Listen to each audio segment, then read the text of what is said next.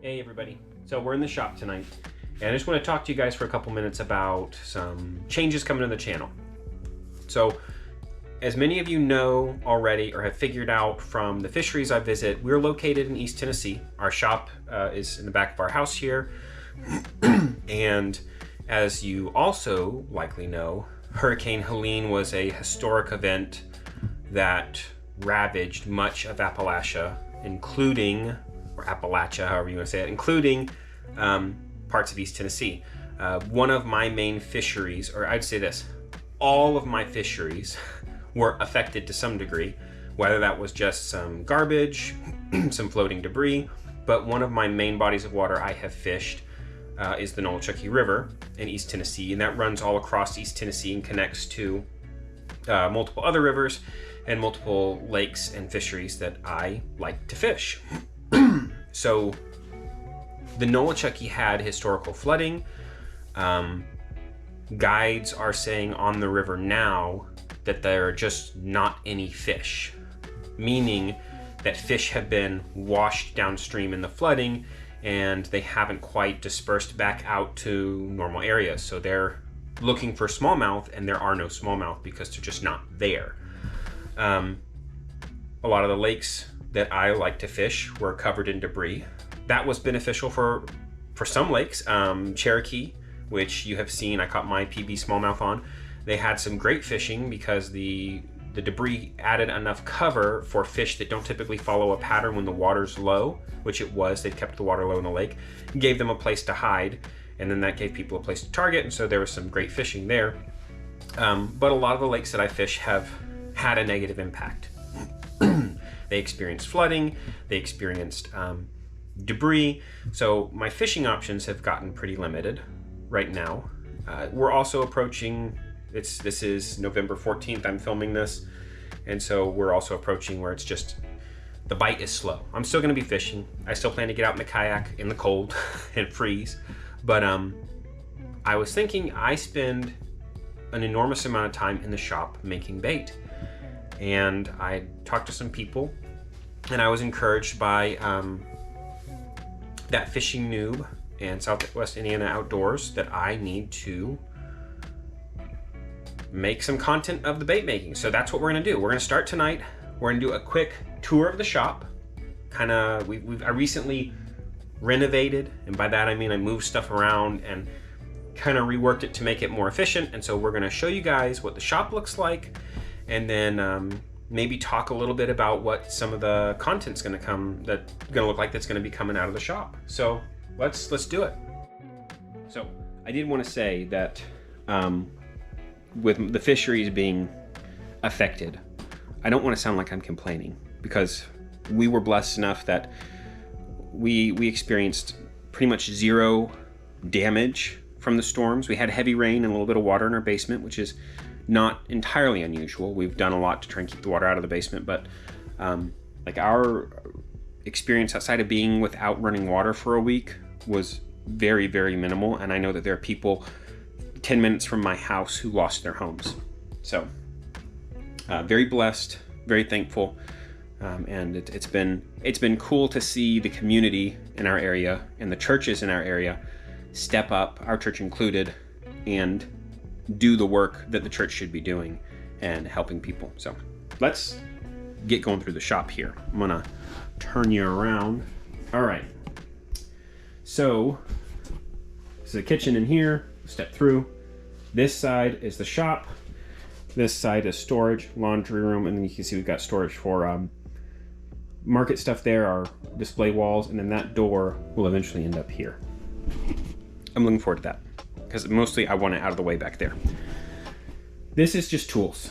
This is not related to the shop. This is just like tool storage and then like miscellaneous plumbing, electrical, that kind of garbage or stuff, whatever. All right, we'll start here. The lovely, lovely pigments. So we've got our pigments set up here. Right now, this is pretty much all of the colors that I use. Some of these don't get a ton of use, but most of them I use pretty regularly. You got our Dead Shift powders from Dead on Plastic. I have been using this one a ton to make those swim baits you see down there. We'll take a look at those. So pigments, dead shift powders, glow powders from Dead On as well. We have flake from a mixture of manufacturers, but man, look at that. That's from Dead On. That's from Dead On. That one's from Dead On. They make such beautiful flake. Just multicolor, like holographic almost flake. I love it. So this storage is here. We've got down here, these are hooks, parts for making jigs, split rings, blades, sprues, bait keepers, and then we've got some jigs here that use skirts. So jig materials there, safety. I always wear a chemical rated respirator when I'm working with plastic and lead, just to keep my lungs healthy. So more lure making materials. These are recipes and labels here. I'm working on a recipe book of sorts. Really, it's more gonna be like a little binder of cards, some laminated cards with all my recipes, and punch a hole and put them on a ring. So what my plan being, I'll show you over here next, would be that I could pull one out, put it on this magnet strip, and put something on it to hold it in place. All right, so we'll go back over here. This is all plastic waiting to be remelted. So when you run plastic, as you're gonna see, you have leftovers. Doesn't matter like how big a batch or small a batch you run, you're always gonna have a little bit that just doesn't fit in the injector, or you don't need to finish your molds. And so I save that, trying to be as low waste as possible. This is electric plum in the 2 different plastic types that we primarily use. This is from a custom order we did where I had to make 3 or 4 batches to get it right. We'll remelt that, and that, if you come to any events where we are, typically the deal is there's some sort of price point where if you purchase that much, you get a free mystery pack of baits. It's a big box, you get to pick the pack you want, but it is a lot of the times from remelts that aren't a standard color that we keep in stock. And so that will be, that is. We've got our UV pink, which we're looking at changing the name on that. It confuses a lot of people. They think that it's gonna glow or be UV reactive, and the UV more refers to the blue sheen on it. So that Fishing Noob suggested chroma pink, and I'm kind of leaning towards that. I really like the sound of that. We'll see. So yeah, more plastic in our standard colors, just waiting to be remelted. And you can see I've got them labeled craw, worm. So we'll pull one out, we'll take a look at it. Let's pull this one out here. So this is worm plastic in black and blue. And it's just chunks of plastic. And it just needs to be melted to the consistency that it can be drawn up into a injector and injected. We're gonna turn back around here and look at the table. So we've got shelves for storing things. Sometimes the shelf will have cups on it of leftover plastic, which you can see I've got some here. I've been doing some color testing lately, and tonight after this tour, I'm actually going to run these cups till they're empty. I just want to get rid of them, get the cups emptied, cleaned out, so that I can put them back in storage up here and move on to running bigger batches of bait. I'm looking at the screen on the GoPro. I need to look at the lens on the GoPro so that I can run bigger batches of bait and really get production going. Yep, magnet strips. We have 2 right now. I would like to end up with another one here and another one here.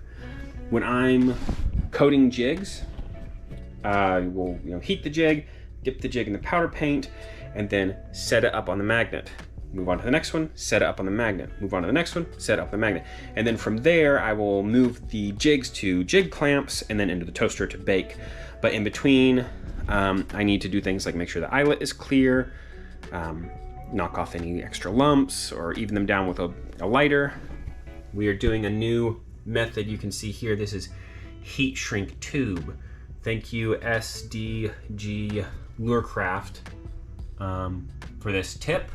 It is gonna save me so much time. I cannot tell you how many hours I spent last year this time getting ready for the fishing expo, peeling semi-baked paint off of the eyelets on jigs, and this is gonna speed up the process a ton. All right, also over here, we have our GoPro clamp. We're gonna move that. We have a travel DVD player. I'm spending 4 hours out here at night and I just throw in something. I got a stack of DVDs right here. Looks like that. May be next on the list. Or just watch a movie. I got it connected to a little speaker, and you know, I'm not watching typically anything I haven't seen before, so it's I can just turn it on and work, and it's great. I also like to listen to audiobooks and podcasts. You can drop your recommendations below. Right now I'm listening through Star Wars, Legends and Canon chronologically together. So I'll listen to like Legends up to a point, and then Canon up to a point, and then I'll listen to like the primary novel being like, you know, Phantom Menace or whatever, and then the next section of time between the main novels. So anyways, enough nerd talk. We're gonna move back around and look over here. Fan for when it's hot. This is just a convenient place for me to put my charger for my drill batteries, which I use my drills to blend these giant buckets of plastic, and then I fill these smaller jugs of plastic, and usually I'll do that on a night where I'm going to fill the cups that I'll be using, typically 12 to 24 cups a night of plastic. And then we've got vacuum chamber. I do not degas all the plastic I use. I degas all of the open pores. So we'll look at those open pores in a minute, but that plastic gets degassed. And I will often degas my stick bait plastic, but I will degas it before I cook it. Essentially, I'm trying to remove any bubbles introduced by moisture or by mixing the plastic. And I know that when you cook it, the moisture cooking off can introduce more air bubbles, but then it becomes a time thing. Like when I'm trying to make stick baits, I'm trying to make so many at a time, I don't have time to degas it. And generally what I found is when I cook it in a pot, which I will show you, we cook it in the microwave, pour it in a pot. When it sits in the pot at temperature, naturally the air starts to come to the surface. And so we're able to get a lot of the air out of it without running it in the degassing chamber. Not enough for me to be comfortable with an open pour, but enough for stick baits. Store the lead pot here. Lead pot would normally go on the desk when I'm using it. Microwave on a microwave stand to make it easier to get into. And then we've got our clamps, injectors, molds. So there's another cup of plastic I need to cook off. So if there's a bait on the website or on Instagram, we have got at least one mold for it, if not two. This is our lineup right now. I think, there we go. So why does that one on clicking together? Let me see if I can do this. We've got ribbon tail. This one is stealth worm. Yep. Torpedo worms, curly grub, like grub daddy, twitch and fluke, dad shads, stick baits. Yep, stick baits. Imitators, punch bug, Uncle Nedley's, lizards, crawdaddy, or the crawfather. This is, we don't make this one anymore. It's just not effective. You make one at a time, just not effective use of time. And then, so next we've got our curing wall. You can see we've got bait hung up. It needs to hang for at least 24 hours. That gives time so that appendages don't end up, like if you go ahead and bag it and the tail gets all crimped up like this underneath the thing, then it's gonna stay that way. So we make sure to give it plenty of time to cure. You can see we ran Bass Magic, which is very similar to Tilapia Magic. It's not Tilapia Magic. Tilapia Magic does not have green flake in it, it has blue flake in it. But it is very similar. So if you like Tilapia Magic, Bass Magic is a great option. I've thought about making both. I like this better, so I make this one. And I might make the other one at some point, but right now I make this one. This is a new color, peanut butter and jelly. I'll show you guys real quick. So you've got these craws, and then pajow. Look at that. Just goes all jelly color. Let's see if I can hang that back up one-handed. Yeah, I can get there. It'd help if I wasn't doing it backwards. I'm gonna use two hands. There we go. So, curing wall, and then you can see we've done some color testing stuff. is another new color that we're bringing, Blue Melon. This is our June bug. I was workshopping it as well. That's the curing wall. Then we turn back around, we have curing trays. These are for the open pores. And then if we have like a single or bait comes off of the sprue at some point in the process, it comes over here to cure. So you got more of that PB&J there.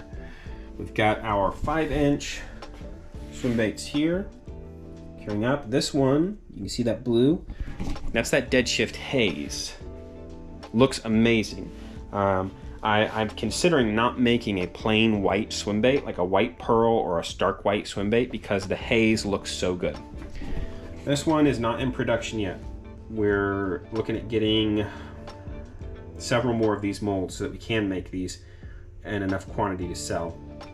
These will be going to my good buddy, that fishing noob, in his next box as a bonus, because he actually purchased that mold for us. It was super kind of him. He wanted to invest in the company in some way, and so he had Angling AI send us this 3-inch G3 mold. We are tentatively calling it the Little Mama, or Lil Mama. We'll see.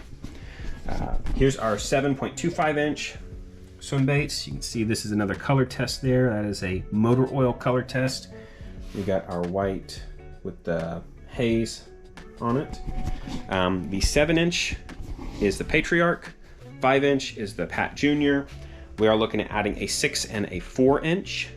The 6-inch is going to be the Matriarch, and then the 4-inch I don't really want to call the Matt Junior because, but I don't know, we might, unless drop a recommendation.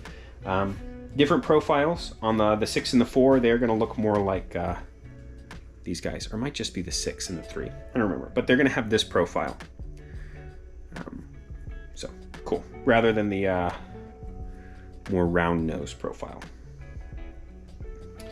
What else here on the shop tour? Let's see. So we've got our griddle with our open pore molds. We have 2 of these griddles. We are looking at expanding our open pore mold setup to probably triple the amount of molds, and we will be using 2 griddles to heat those. If your molds are hot and your plastic is not super hot, you're trying to kind of reduce the gap between the 2 temperatures, then you have less issues with the curing. Like you see here, you have a shallower valley on top because as the plastic cools, it shrinks and the mold draws the plastic down. So if the plastic is already fairly cool and the mold doesn't cool the plastic too quickly, then you have less issues. So it's a green apple sparkling water designed by House of Miracles. Pretty good.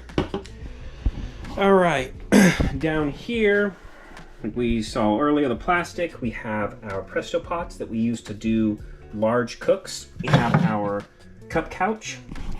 I like this thing. I made it myself. I'd seen one similar. I was like, all right, I gotta just make one. It's called the cup couch because when you cook a cup of plastic, maybe you end up with enough in the bottom that you could draw it up if you could get the nozzle down in it. And so, presto, the cup couch tilts the cup so that you can get down into the corner and draw plastic. Pretty cool. All right, this is going longer than I thought, so we're gonna burn through the end of it here. Storage, extra pigments, extra scents for our custom worm oil. We have more remelt plastic. This is all remelt plastic for mystery packs. That's all it is. There's not anything in here that I'm gonna put into production as far as like a color that I would use again. This is Betty. She's been on the channel before. We adopted her earlier this year, and she's a sweetie.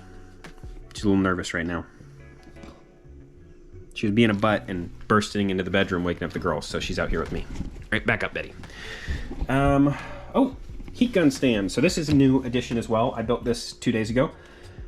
Heat gun, just attached to it, so I can move the heat gun up to the desk, turn it on, heat the molds, or the jigs, and then move it so it's not in the way. More remelt plastic. I have a lot of remelt plastic that I need to work through. Second griddle. This is all what is this? Powder paint for jigs. Yep. And then there's a little vise. Yeah, just extra powder paint. Actually, that's all the powder paint. I moved it recently because it was just kind of in the way. And I only use it when we're doing jigs, so I moved it out of the way. You might be thinking, okay, what's this? Well, this is a mudroom. I think it used to be a porch that was closed in. These are single pane aluminum frame windows. So we have got 2 or 3 layers of a foam, an insulation foam board, and each of the windows on this end, I did that last year. Spider webs, and that helps tremendously in the winter, and it helped in the summer too, keep it cool in here. You can see I did the same thing down here. I need to redo this one, just it's compressed from people walking on it. I also recently fogged the windows in here to help diffuse the light, mostly because we have these trays sitting here now curing, and I don't want the bait just being sat there exposed to sunlight, because that can affect the color. What else have I done recently? Oh, put up a hook for my gloves. Those cups are hot. Did you cook them? Lights, we put in these. So we've got plenty of light for filming, plenty of light to see ourselves working. Before it was just these memory lights. they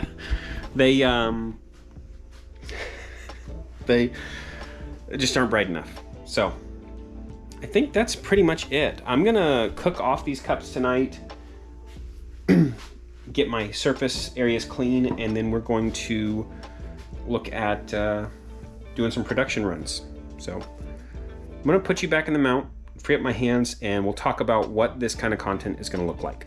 All right, so I've got 3 main ideas right now of bait making content types to bring. I don't want to be just a bait making channel.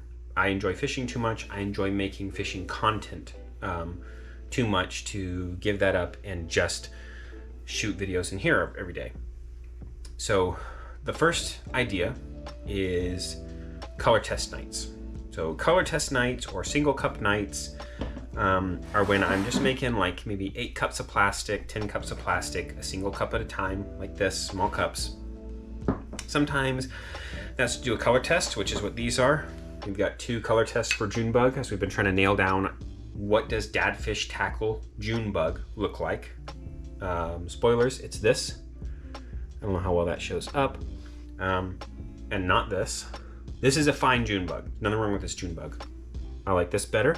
And part of the deciding factor in that sometimes when I'm torn is I shoot them, make the worms. Let me grab these actually. Make the worms. And then I snap a picture and I send it to Travis and Chase over at That Fishing Noob and Southwest Indiana Outdoors and get their feedback. They are our pro staff team. They have been huge members of our company at this point, the way that they give input and they share pictures. Travis is always sharing his addiction on YouTube recently, which is pretty funny. But so yeah, those would be nights where I could talk to you a lot, explain what I'm doing a lot. You know, I might be making 3 or 4 cups that look very similar, and I can explain what's different about them, why I'm doing the different things to test them, and what I'm looking for outcome-wise. Number 2 would be production nights. Production nights, I might try live streaming those. I'm not sure yet. Production nights are when I'm doing 12 to 24 cups of plastic at a time. I'm getting out the Presto pot. I'm cooking all my plastic in 2 cups, 2 cups at a time. They get cooked, and before color gets added, and then they go bloop into the Presto pot, or they go in the Presto pot and then color gets added. Just depends. And so those nights, I'm trying to put out a lot of bait. When we looked at the bait wall earlier, you'd see all the bait. 50% of that was done in one evening, and the other 50% of the Bass Magic was done in another evening. That's a production night. And those nights, If it's a live stream, I could talk a little bit, but those nights I am moving pretty quickly. I'm cooking plastic. If I'm not cooking plastic, I'm getting molds ready and prepped and heated, and the goal being to make as much, to produce, aka the production night, as much as possible. So those might be long form or with time lapse, and then I can like come to the camera and show you guys the baits as I demold them, like 1 or 2 times so you can see each type.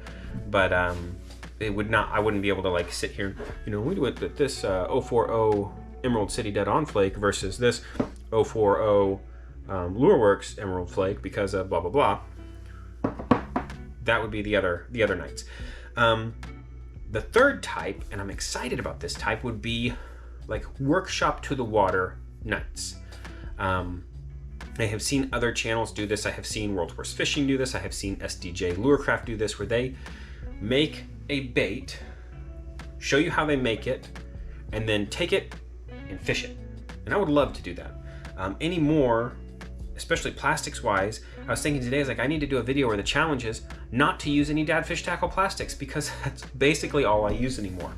So that would be a night where I might say, okay, we're making a swim jig, and we're gonna make the swim jig, and then we're gonna make a trailer for the swim jig. We're gonna show you a video of the swim jig being tied. I don't tie the jigs, my wife ties the jigs. We're gonna show you a video of the jig being tied, and then we're gonna go catch a fish on it. I think that'd be fun. So those are the 3 main types of what I'm thinking. We're still gonna be fishing. In fact, I was reviewing my footage yesterday. I have probably 20 videos worth of fishing footage that I just have not had the time recently to edit. I recently did a collaboration with The Next Cast. On YouTube, I'll link the channel below. I've still got to get that video edited and uploaded. That was a ton of fun. We went out to his ponds.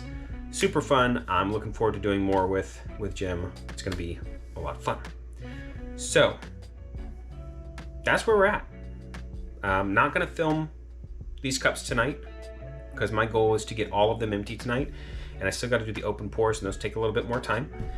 But tomorrow night I'm doing a production night, so we might throw the GoPro up. I just got a 256 gigabyte card for the GoPro, so I can shoot really long videos. We might throw it up there and just show you what a production night looks like. I don't know what color I'm doing yet, and I don't have room on the wall right now, so I got to hang some more pegs for it. And I will probably try to get all of the non-Bass Magic stuff oiled and bagged. I can even do a night, that's something I could do while I talk to the camera. We could live stream that kind of stuff. So drop a comment, let me know what you think of those ideas, what you would like to see. And also drop me color combos, that kind of weird stuff that you want to see. You know, you want to see a pink plastic with orange flake in it, and you know, this weird ginger colored highlight powder, or whatever odd combinations you want to see. Drop them down, and when we do color test nights, I'll see about running one cup where we pick a subscriber's recommendation and we make it and we see how it turns out. So yeah, I've got ideas going on my brain right now just from saying that I'm not going to say out loud because I'm not going to commit to anything. But yeah, drop your ideas below. That is it. I'm going to stop talking because I still have a lot to do tonight, and I got to be up early for work tomorrow. So thank you guys for watching. I hope you enjoyed it. I hope you're as excited about the future of the channel as I am. I know it's like a shift from what we had been doing before, but it's a necessary shift, and I think it's going to be a super fun one. So thank you for watching. Hope you enjoyed it. I will catch you all next time.